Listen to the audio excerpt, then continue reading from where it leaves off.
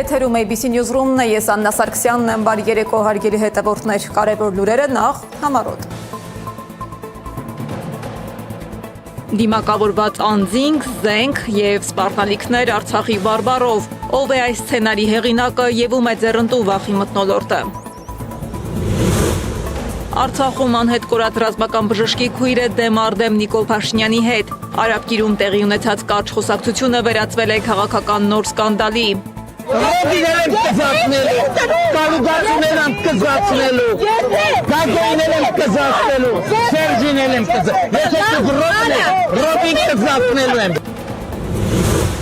Քարոզարշավի մթնոլորտը ձերբակալությունների և մեղադրանքների ֆոնին նախընտրական 10 օր, 10 ձերբակալված, 1 զոհ և անհամար քրեական գործեր։ Քաղաքական նոր քարտեզներ Հայաստանի Հանրապետության տարածքի հաշվին։ Ադրբեջանը վերադառնալու ծրագիր է մշակում իր հորինած հայրենիք։ Ով է չորացնում Փամբա գետը, ահազանգ լոռիից։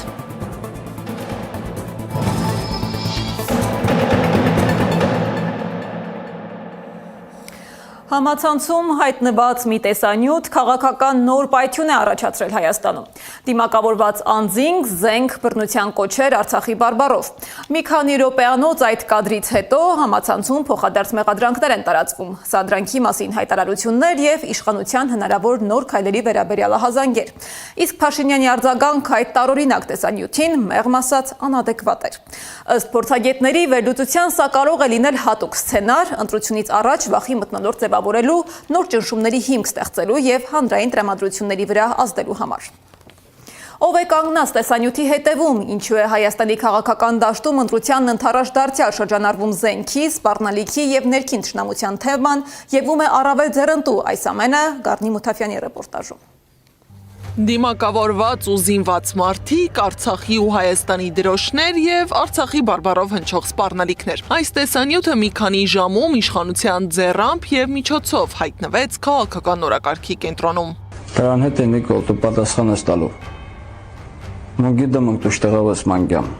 վեր փողոցներավս անսկենում։ Նախ Փաշինյանը վեճի է բռնվում մի կնոջ հետ։ Արի միրոտ է մի կնա, Ռոբերտ Սերջը, և մյուսները, ովքեր,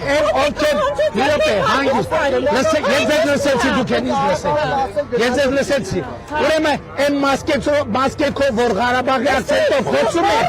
դրանք փախածներն են, փախածները։ Իսկ հետո դիտում տեսանյութը ու լայվ մեկնաբանում, երկրի ղեկավարին ոչ հարիր բառապաշարով։ Դες փսլինքներին նայ, եկել են մասկային, Հələ սրազում եք, այդ սնինքներ, հələ մասկեքներ հանեք դուս եք այ համբալն է, ասել եմ, ես մասկեքը հատ կսնելու եմ ու հատ հանելու եմ ու մծնելու եմ համապատասխան տեղը, չոքցնելու եմ ձեզ։ Տեսանյութի սկզբնաղբյուրը հայտնի չէ, սակայն Facebook-ում և Telegram ալիքներում տեսանյութի տարածումից հետո սկսվեցին քննարկումները։ Սա իրական սպառնալիք է, թե քաղաքական նպատակներով ստեղծված սադրանք։ Փորձագետի կարծիքով մտածել, որ սա պատահական է հիմա հայտնվել շրջանառության մեջ, միամտություն կլինի։ Պետք է փնտրել նրան, ում ձեռնտու է հանցանքը։ Բավականին հստակ է, որ դա ձեռնտու է իշխող ուժին, վարչապետ Փաշինյանին, և մենք տեսնում ենք նաև, թե ինչպես բավականին արագ և բավականին լայնորեն իշխող ուժը փորձում է օգտագործել այդ տեսանյութի հանգամանքը ընդդիմության դեմ իր շրջական արշավում։ Ընդդիմադիր պատգամավորը չի բացառում, որ տեսանյութը կարող է ստեղծված լինել հենց իշխանության շահերից ելնելով։ Ընդ որում Աբրահամյանի խոսքով գործող իշխանությունը սա կրկին վերածում է հակաարցախյան արշավի։ Տարօրինական է հատկապես այն տեսանկյունից, երբ որ դա իրականացնում է երկրի ղեկավարի կարգավիճակ ունեցող անձը։ Այդ թույնը, այդ ատելությունը, որը հասարակության միջև անընդհատ փորձում է խաղարկել տարբեր քաղաքական ժամանակահատվածներում, դա այս իշխանության գործելավոճն է։ Ընդդիմության հայտարարություններում հնչում են նաև ահազանգեր, որ իշխանությունը հետագայում կարող է նման դեպքերը գործածել ընտրական գործընթացների շուրջ հնարավոր խիստ քայլերը արդարացնելու համար։ Այս մարդու մոտ բան չի փոխվել, այս նույն ձեռագիրն է, արդեն վաղուց վարված ձեռագիր, այս նույն այս մարդը արել է պատերազմից հետո դիմադրության շարժման ժամանակ, սրբազան շարժման ժամանակ, այսինքն հենց ներմանկում ինք իր դեմ ահաբեկչության սպանության փորձի բեմադրությունն է կազմակերպում, դու մեր ժողովրդին պետք ես ողջ եւ առողջ։ Մենք ամեն ինչ անելու ենք քո անվտանգությունը ապահովելու համար, որտեղ դու պետք ես կենթանի մեր ժողովրդին։ Ինչի համար, որպեսզի դատարաններում պատմես, ինչու հանձնեցիր Արցախը, ինչի շուրջ 5000 մարդու մահվան պատճառ դարձար, ովքեր են քո մեղսակիցները։ Ընտրությունից առաջ նման տեսանյութերը հատկապես վտանգավոր ազդեցություն կարող են ունենալ հասարակության վրա։ Քաղաքացիները շեշտում են վախի, անկայունության եւ ներքին թշնամանքի թեմաները հաճախ դառնում են քաղաքական պայքարի գործիք, անկախ նրանից, թե իրականում ով է կանգնած նման բովանդակության հետևում։ Կա տեսանյութ, որի հետ կապված որևէ մեկը դեռևս մանրամասներ չգիտի, եւ դա բարթել դրանով իսկ վիրավորանքներ հաղել այս կամ այն քաղաքական ուժի կամ նրանց ղեկավարների նկատմամբ տիպիկ նիկոլական քաղաքական մեթոդ է, որը անընդհատ կիրառվում է եւ բնականաբար այն ինչ որ իշխանությունն է կիրառում մնացածների նկատմամբ որևէ ձևի իրավապահների ուշադրությանը չի արժանանում։ Կա մտահոգություն, որ տեսանյութը կարող է նպաստել արցախցիների նկատմամբ թշնամանքի խորացմանը, հասարակության ներսում ստեղծելով նոր բաժանարար գծեր։ Օգտագործելով այդ տեսանյութի հանգամանքը իր քարոզչության մեջ,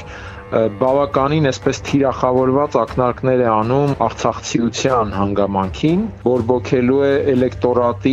իր էլեկտորատի տրամադրությունները արցախցիների նկատմամբ։ Քննչական կոմիտեն նախաձեռնել է քրեական վարույթ մի խումբ անձանց կողմից սպանության նախապատրաստության, համակարգչային սաբոտաժ կատարելու եւ հրազենի ռազմամթերքի ապօրինի շրջանառության դեպքերի առթիվ։ Կատարվում է նախաքննություն, հանցագործություն կատարած անձանց ինքնությունը բացահայտելու համար։ Այս ամբողջ աժիոտաժի մեջ գլխավոր հարցը մնում է նույնը՝ ով եւ ինչ նպատակով է հրապարակել այս տեսանյութը, բայց արդեն ակնհայտ է, ընտրությանը զուգահեռ Հայաստանի ներքաղաքական դաշտում պայքարը տեղափոխվում է ոչ միայն քաղաքական հայտարարությունների, այլև վախի, սպառնալիքների եւ հանրային լարվածության տիրույթ։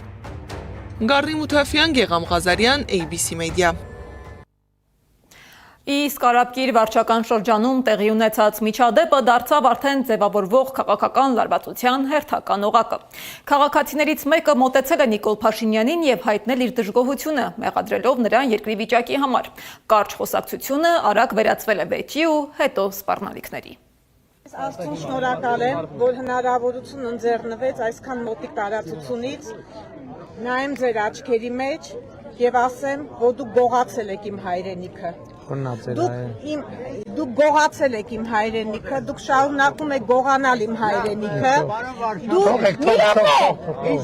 Մի րոպե, դուք իմ ազգի մի ամբողջ երիտասարդ սերունդ եք ոչնչացրել։ Դուք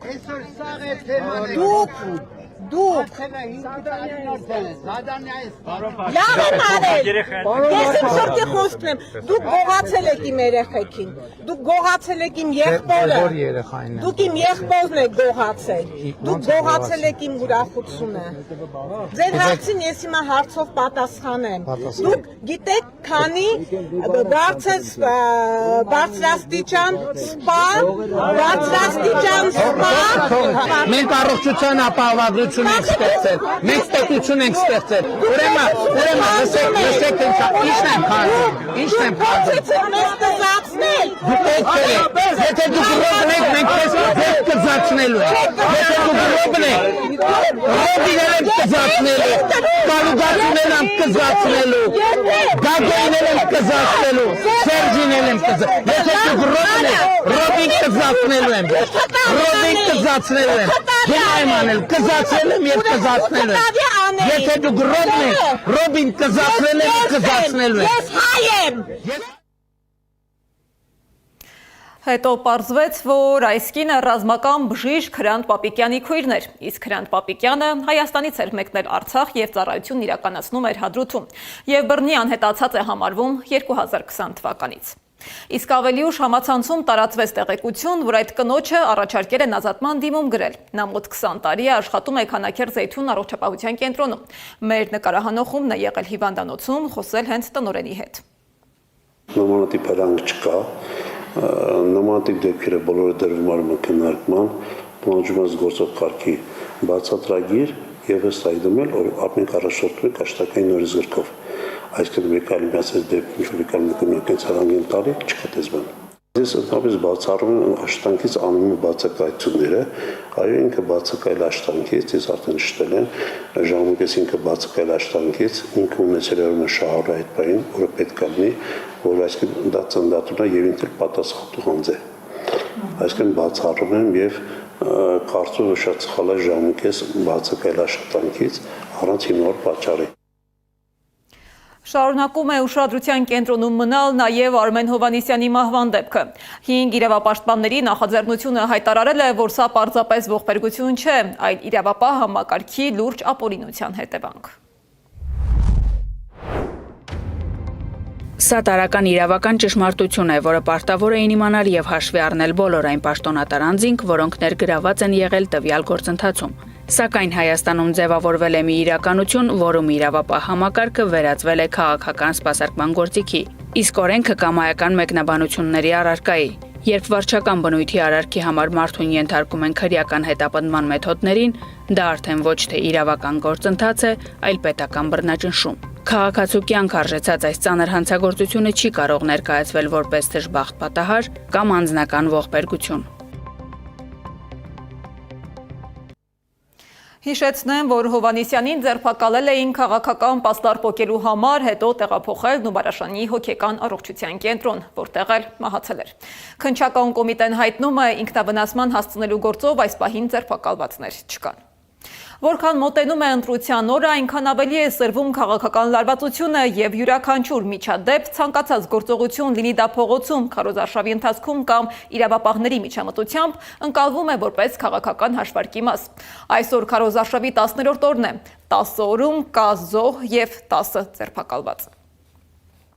Քարոզարշավի 10-րդ օրն է, 10 օրում 1 զոհ, եւս 10 ձերբակալված, անթիվ քրեական գործեր։ Քաղաքացիական պայմանագրի քարոզարշավն ընթանում է լարված միջավայրում։ Յուրաքանչյուր փոքր քայլ կամ խոսք, որը կարող է վնասել սեփական համբավին, սուր է ընդունվում քաղաքացիական պայմանագրի կողմից ոչ միայն Նիկոլ Փաշինյանի արձագանքի, Արի միլետը մի կնա, Ռոբերտ Սերջը, եւ մյուսները, ովքեր հանգիստ այլ նաև պաստառ պոկելու համար հոգեբանական ու ֆիզիկական խնդիրներ ունեցող անձանց կալանավորման ու մահվան դեպքերով։ Վարչական դույժ ենթադրող զանցանք կատարած անձին կալանավորել, ապա հոգեբուժարան էին տեղափոխել ՔՊ-ի պաստառը վնասելու համար։ Նույն օրը Հայաստան դաշինքի պաստառն էին պատառոտել։ Իրավապահների արձագանքը համաչափ չէր։ Կարծեմ հայտարարություն են տարածել, որ ուսումնասիրում են կամ փորձում են բացահայտել, բայց երեք ուշ գիշերվա դրությամբ դեռևս պաստառները հավաքված չէին եւ կարծեմ քաղաքային իշխանությունները դիտմամբ գիտակցաբար են դա անում։ Ուժեղ Հայաստանի 10 անդամ էլ 3 դարձան քաղաքացիական պայմանագրի ձերբակալության հերթական զոհերը։ Ուժեղ Հայաստանի մայիսի 17-ի իրազեկման ժամանակ քաղաքացիական պայմանագիրը եւս մեծավանում էր։ Դաշինքի անդամ Գոհար Մելոյանի խոսքով ձերբակալությունները հրահրված սադրանք էին ՔՊ-ի եւ տեղում քարոզարշավն անցկացնող Սուրեն Պապիկյանի կողմից։ Քաղաքացիական պայմանագիրը գալիս է քարոզչություն իրականացնելու։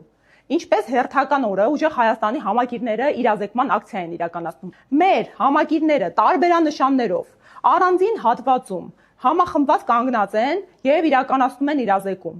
Ինչ է անում քաղաքացիական պայմանագիրը, որը այդ պահին ուղեկցվում է եւ առաջնորդվում է պաշտոնատար անձի կողմից։ Առաջին, կար այլընտրանքային ճանապարհ, որպեսզի քաղաքացիական պայմանագիրը շարունակեր իր հավաքն ու իրազեկումը։ Երկրորդ, մեր ժողովուրդը խաղաղ կանգնած էին եւ որևէ կերպ ոչ միայն չեն սադրում, այլև փորձում էին սադրանքի չտրվել։ Երրորդ, քաղաքացիական պայմանագրի ներկայացուցիչները գալիս են, մխրճվում են սադրելով ժողովրդին։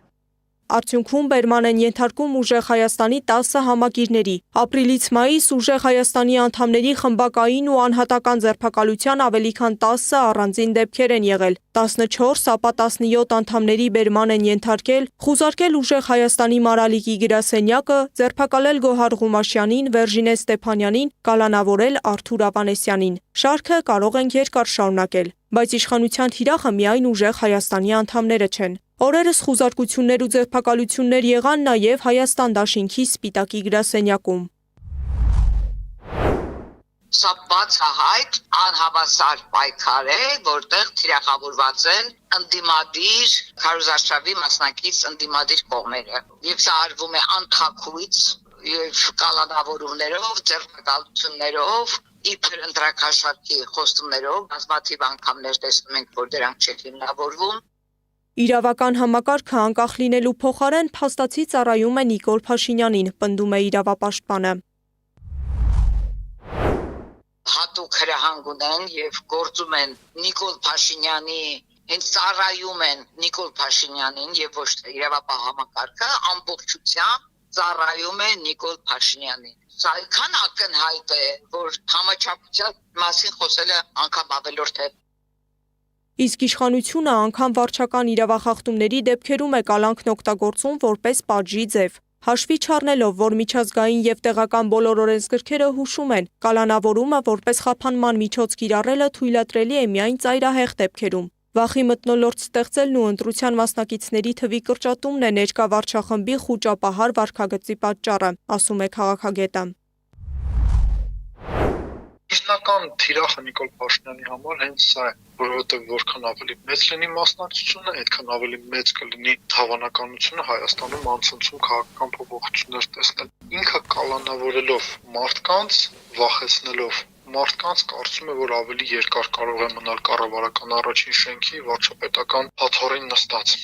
Նախընտրական փուլում ձերբակալությունների ու կալանավորումների այս ալիքը ուղեկցվում է ոչ միայն օրենքի ակնհայտ խախտումներով, որոշ դեպքերում այն ողբերգական դեպքերի է հանգեցնում։ Իսկ եվրոպացի դիտորդների լռությունը քաղաքագետի համոզմամբ կասկածի տակ է դնում նրանց ժողովրդավարության բասյոնի կերպարը, ստեղծելով տպավորություն, թե նրանք առաջնորդվում են ոչ այնքան ժողովրդավարական սկզբունքներով, որքան այն հաշվարկով, թե տվյալ պահին որ իշխանությունն է ժողովրդավարության բասյոնի ամենահարմար տարբերակը։ Սեդա Գյուրեղյան, Նոնա Գևորգյան, ABC Media։ Միջադեպերից, ձերբակալություններից, վիրավորանքներից, բացի քարոզարշավն աչքի է ընկնում նաև վտանգավոր հայտարարություններով։ Փաշինյանը քարոզարշավի ժամանակ թվարկել է այն բնակավայրերը, որոնք սահմանազատման արդյունքում հանձնվելու են Ադրբեջանին։ Ընդ որում բնակավայրերն ասել է ադրբեջանական անվանումներով։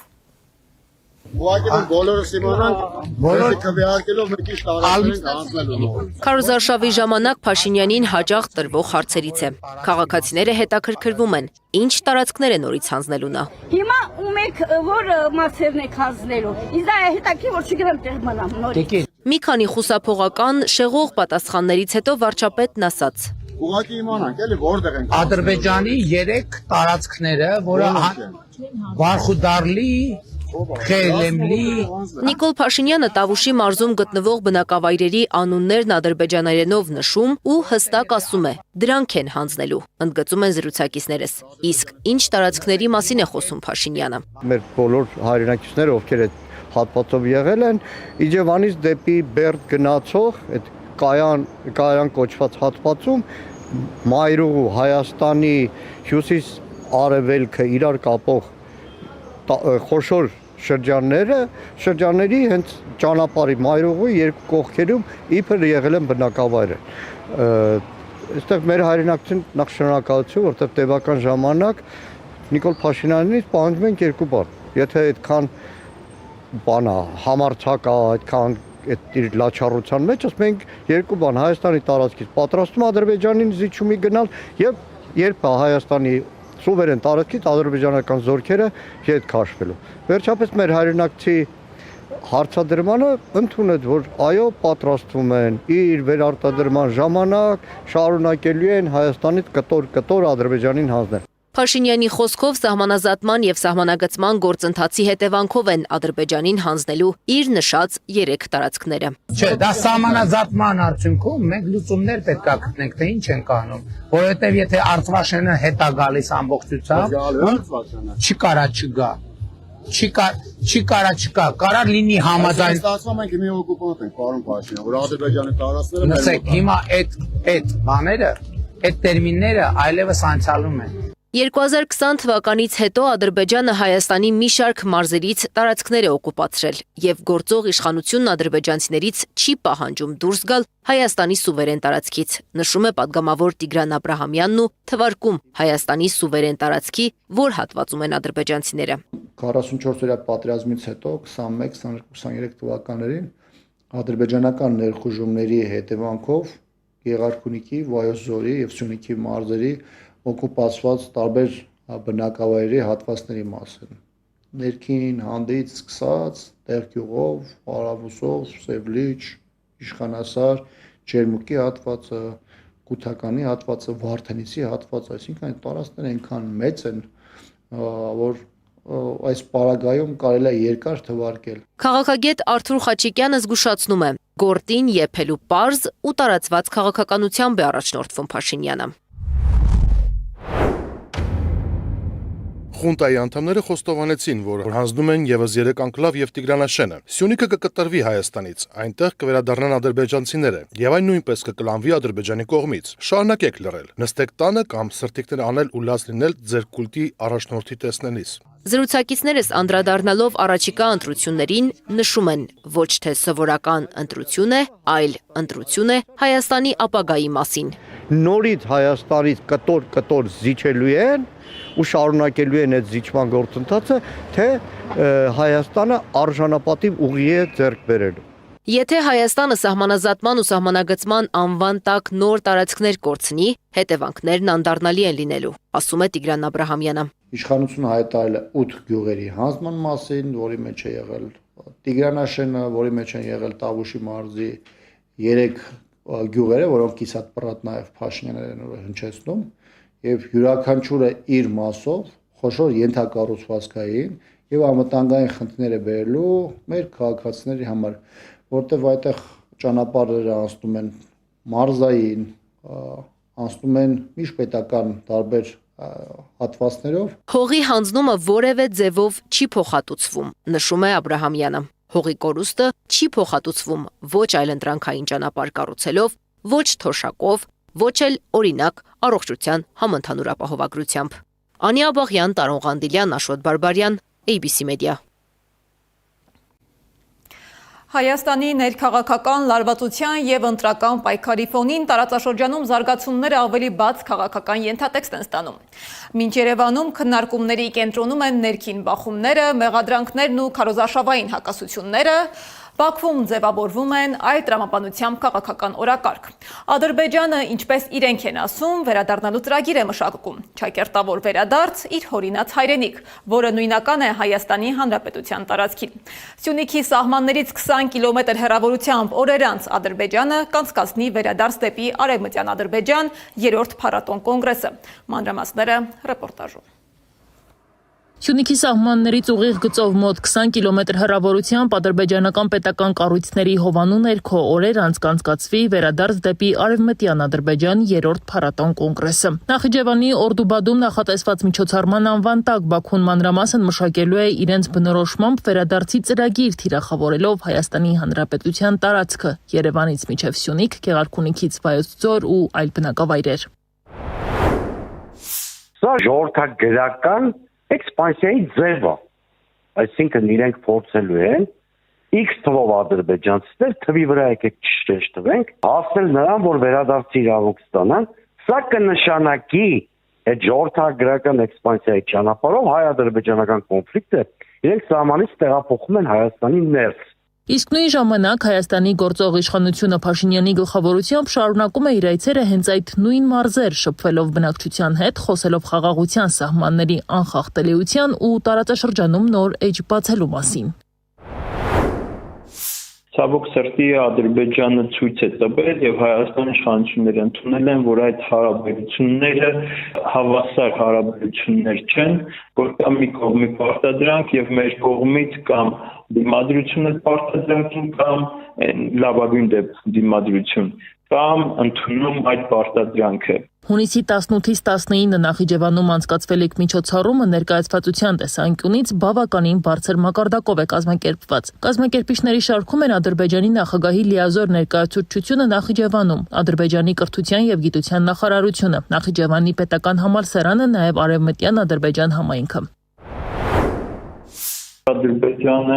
եթե նախկինում այսպես կոչված արևմտյան Ադրբեջանի թեզը դարձել էր պաշտոնական քաղաքականության մաս,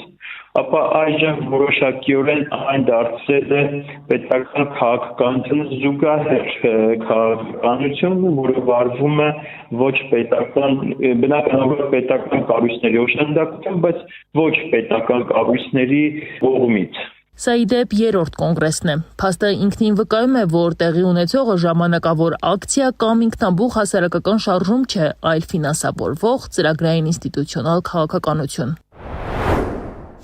Դա իրանց պետական ռազմավարական ծրագիր է։ Ինչքան էլ Նիկոլ Փաշինյանն ու իր խումբը հերքեն դա, նույնիսկ օգոստոսի 8-ի այդ փաստաթղթի ստորագրումից հետո 2025 թվականի հոկտեմբերին, երբ որ Ալևը իրենց ակադեմիայում հանդիպում էր ունեցել, այս ծրագրի մասին շատ հանգամանալից խոսել է։ Ոչ միայն սա պետական ծրագիր է, ՀԿԿ, այդ ՀԿ աշխատակազմից ֆինանսավորումը, փորձում են նաև միջազգային կառույցներում լեգիտիմացնել այս խոսույթը։ Այս ֆոնին ձևավորվում է քաղաքական հակադրություն երկու զուգահեռ խոսույթների միջև։ Մի կողմից Երևանից հնչող խաղաղության օրակարգը, մյուս կողմից Բաքվի պետական մակարդակով զարգացող պատմաքաղաքական վերաիմաստավորումները։ Ամբողջ խնդիրն է, որ խաղաղության ռեժիմ գոյություն չունի։ Խաղաղության ռեժիմը ենթադրվում է ստորագրված պայմանագիր։ Ունենք մենք ստորագրված պայմանագիր, իհարկե չունենք։ Նախաստորագրված փաստաթուղթը որևէ իմպերատիվ ուժ չունի։ Խաղաղության ռեժիմը ենթադրում է, որ գերիներ կամ ռազմագերիներ չեն լինում։ Ադրբեջանի նախագահ Իլհամ Ալիևը իր ելույթներում բազմիցս ընդգծել է, որ Հայաստանի ցանկացած իշխանություն անկախ քաղաքական կազմից պետք է ընդունի այնինչ Բաքուն անվանում է նոր իրողություններ տարածաշրջանում։ Քաղաքագետ Սուրեն Սուրենյանցի գնահատմամբ Ալիևն արդեն պատրաստվում է տոնել հաղթանակը, եթե Հայաստանը կրկին ընտրի Նիկոլ Փաշինյանի իշխանությանը։ Ըստ քաղաքագետի Փաշինյանի վերարտադրությունը Բաքվի համար իսկական հաղթանակ կլինի։ Նրա դիտարկմամբ թույլ արտաքին շահառուներից կախված եւ ներքին խոսերի լեգիտիմություն ունեցող իշխանությունը Ադրբեջանի լավագույն դաշնակիցն է։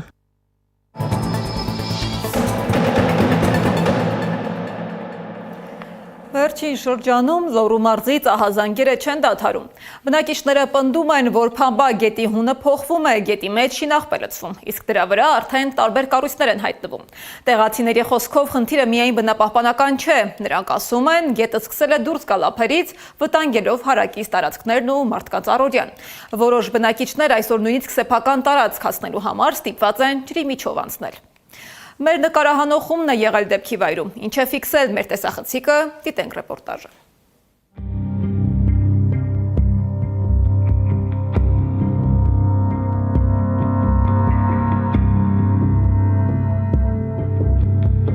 Ոչ, այս կադրերում գետ չէ, ոչ էլ լիճ։ Վանաձորում քաղաքացիներից մեկին պատկանող երկաթի ընդունման հանձնման կետն է, որն անցել է ջրի տակ։ Ըստ տուժողի, Փամբակ գետի վրա շինարարական աշխատանքներ իրականացնելու հետևանքով է գետը դուրս եկել ափերից ու լցվել իրեն պատկանող տարածք։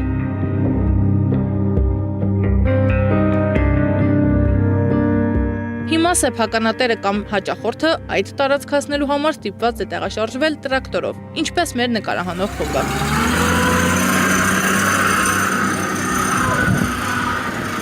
Մեկ տարի առաջ բնապահպանության եւ ընդերքի վարչությունից եկել են արձանագրել խախտումներն ու դրանք փոխանցել ՔԿ։ Քննչական կոմիտեն քրեական վարույթ է նախաձեռնել, բայց մեղադրյալներ չկան, վկաներ չեն հարցակննվել։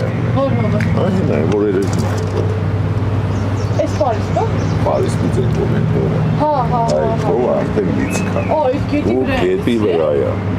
Ուլը մի 4 մետր իրանք sense մաքրեցին յանի։ Գետի հունը փոխելու հետևանքով ջուր է լցվել նաև այլ արտադրական տարածքներ։ Սեփականատերը դիմել է իրավապահներին ու փորձագետներին։ Փորձագիտական եզրակացությունը հաստատել է վնասները, սակայն այս դեպքով եւս քրեական վարույթը առաջ չի գնում։ Բնապահպան Սիլվա Ադամյանի խոսքով տեղի ունեցողն աղետ է։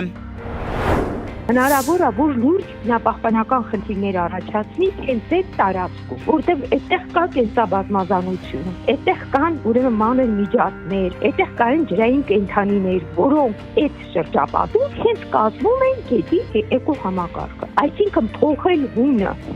աղ լցնել գետի վրա, դա մի անթույլատրելի բան է։ Խնդիրը սակայն միայն բնապահպանական աղետի մասին չէ։ Փամբակը միախառնվում է դեպ այդ գետին, ուստի փամբակի հոսքը փոխելու կամ այն չորացնելու դեպքում առատ տեղումների հետևանքով կարող են լինել հեղեղումներ, ինչպես տարիներ առաջ։ Այդ դեպքում պետք է ստուգել պետական մարմնին բնապահպանական դիմել, որպեսզի ստուգեն տվյալ կազմակերպության, ով որ զբաղվում է այդ գետի հունի փոփոխությամբ, տվյալ կազմակերպության փաստաթղթերը, նրանց թույլտվությունները, շրջակա միջավայրի փորձաքննություն անցել են թե ոչ, ինչ կարգի գործունեություն են ծավալել, այս ամենը պիտի ուսումնասիրվի։ Մեր նկարահանող խմբի այցելության ժամանակ որոշ շինարարական աշխատանքներ դեռ իրականացվում էին։ Փամբակ գետի հունը փոխելու, գետի մեջ շինարարական ավազ լցնելու հետևանքով տուժած քաղաքացու խոսքով այդ աշխատանքներն իրականացնում է Դասնեֆտ ընկերությունը, որն արդեն հասցրել է գետի վերևում կառուցել սննդի կետ, բենզալցակայան եւ լվային քթ։ Հիմա պետռեգիստրի միջոցով փորձենք գտնել ընկերության սեփականատիրոջը։ Դասնեֆտ ընկերության որոնման արդյունքում Արդարադատության նախարարության կայքում Ռիմա Ղազարյան սահմանափակ պատասխանատվությամբ ընկերությունն է հայտնվում որպես սեփականատեր։ Ընկերությունը հիմնվել է 2019 թվականին, տնօրենն է Արթուր Աբրահամյանը, ում հետ ես արդեն խոսել եմ։ Լսենք տնօրենի մեկնաբանությունը։ Բենզալցական այդ ամեն ինչը կա, բայց սա ասածը հակառակ բան է։ Դա մերը չի, սենց ասեմ։ Դա ասած բենզալցականը կա, գիտեմ ինչի մասին խոսում, բայց մերը չի, այդ առաջինը եւ երկրորդը ջուրը այն մի կողմը չէ, լցվել դա ներքևներ։ Հանրապես կապ չունի։ Այդ տարածքը այս պահին մերը չի, վարձակալած տարածքը եղել է։ Ահա, վարձակալած տարածքի վրա դուք շինարարություն եք արել, կառուցել եք այդ 3 կետերը։ Եղել է դա տենց։ Մենք այդ համենա սիրունացրել ենք օրինակ, մալուկաբոմն ենք արել։ Ձեր հետաքրքրությունը ինչու ներկայացել այդ հարցի շուրջ։ Ոնց ինչով, եթե ընկերությունը շինարարություն արել տարածքում գետի հունը փոխել է, գետը կեղտոտել է բնապահպանական ցուցակներ կա դրա համար եմ ասում։ Ինչ ցուցակ։ Որ ասեցիք ընկերությունների ցուցակներ կա դեն։ Ես փնտրեցի, որ հասկանամ, որ ընկերությունն է շինարարություն արել եւ գետ վնաս տվել տարածքին։ Ուղղակի բերեց Ռ Ղազարյան ՍՊԸ Դասնեֆտ ընկերություն։ Շինարարություն չեն կարել Ղազարնը ընդհանրապես դա շինարարություն չի արվել։ Ուղղակի հիմա այնտեղ բենզալցակայան։ Ուղղակի բենզալցակայան է գործում Դասնեֆտ։ Չէ, բենզալցակայանը ճիշտ ասած խանձնված է հետ։ Բա ձեր բենզալցակայանը գործում է առանց ձեր իմացության։ Չէ, հիմա մերը չի, դա մերը չի ել ասում վարձակալությունը, այդ վարձակալությունը հետ է դրված։ Հիմա կարող է գործում է, բայց ուրիշինն է, լավ, սենց ասել, մեկ այլ մարդ է վերցրել, մերը։ Նույն անվան տակ մեկ այլ մարդ գործածում է, հա։ Նույն անվան տակ անուններ չկա։ Դասնեֆտ է անունը գրած, չէ, իսկապես այդպես է գրած։ Եթե հենց հիմա այնտեղ անցնելուց լինեք կամ հենց հիմա։ Բայց ուրբաթ եմ անցել այդ կողմով եւ դասից ասում եմ ես կարող եմ ձեզ ուղարկել կադրերը։ Թեպետ մեր տեսախցիկը ֆիքսել է ընկերության անունը եւ դեռ շարունակվող շինարարական աշխատանքները, ընկերության տնօրենը հերքեց մեր ֆիքսած կադրերը։ Իդեպ 2022 թվականին 4.3 կիլոմետրանոց ճանապարհի հիմնանորոգման նպատակով 517 միլիոն դրամի պայմանագիր է կնքվել Ռ Ղազարյան ՍՊԸ-ի հետ։ Հետք լրատվականի տվյալներով նորոգման աշխատանքների ընթացքում գյուղացիները մի շարք թերություններ են նկատել եւ պետական կառույցներից պահանջել են պատշաճ վերահսկողություն իրականացնել։ Մինչ ասֆալտապատումը հողային աշխատանքների ժամանակ գյուղացիներն արձանագրել էին, որ գրունտի փոխարեն ճանապարհի վրա հողային զանգված է լցվել։ Ասֆալտապատումից հետո ճանապարհի որոշ հատվածներում ճաքեր են առաջացել, որոնց հետևանքով քանդվել է ասֆալտը։ Հետագայում ճանապարհին կարկատաններ են հայտնվել։ Ռիմա Ղազարյանը ՍՊԸ-ի միակ բաժնետերն է Վանաձոր բժշկական կենտրոնի նախկին աշխատակից։ Վանաձորի նախկին երկարամյա քաղաքապետ Սամվել Դարփինյանի եղբորորդու կինն է։ Լոռու մարզպետարանից փորձեցինք պարզել, թե ովքեր են ստեղծված իրավիճակի պատասխանատուները, հորդորեցին դիմել գրավոր հարցմամբ։ Բնապահպանության եւ ընդերքի տեսչությունում հարուցվել է վարչական վարույթ։ Սեդա Մակարյան, Էդիկ Մալաքյան, Աշոտ Բարբարյան, ABC Media։